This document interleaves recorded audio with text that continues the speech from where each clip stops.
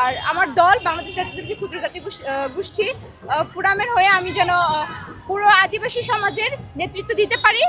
আমার দল যেন আমাকে মনোনীত করেন সেই প্রত্যাশা করব।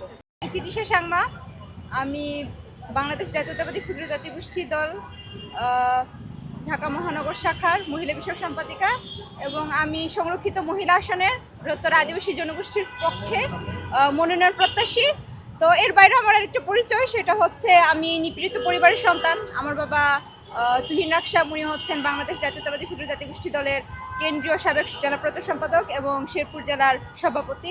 তো পারিবারিক আবহ ছিল আমার রাজনীতির, তো সেই সুবাদে আমার রাজনীতিতে আসে এবং জাতিসত্তার স্বার্থে আমি কাজ করতে চাই। আমাদের আদিবাসী জনগোষ্ঠীদের প্রত্যেকটি সমস্যা নিয়ে আমি সংসদে কথা বলতে চাই। নারী নিরাপত্তা, কর্মসংস্থান এবং আমাদের আদিবাসী অধ্যুষিত প্রত্যেকটি অঞ্চলে আপনারা লক্ষ্য করলে দেখবেন রাস্তাঘাট থেকে শুরু করে জীবনমান উন্নয়নের যে অবনতি এখনো পর্যন্ত উন্নত হয় নাই।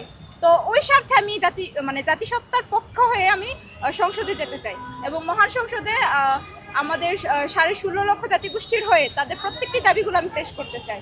আর আমার দল বাংলাদেশ জাতীয়তাবাদী ক্ষুদ্র জাতি গোষ্ঠী ফোরামের হয়ে আমি যেন পুরো আদিবাসী সমাজের নেতৃত্ব দিতে পারি। আমার দল যেন আমাকে মনোনীত করেন সেই প্রত্যাশা করব।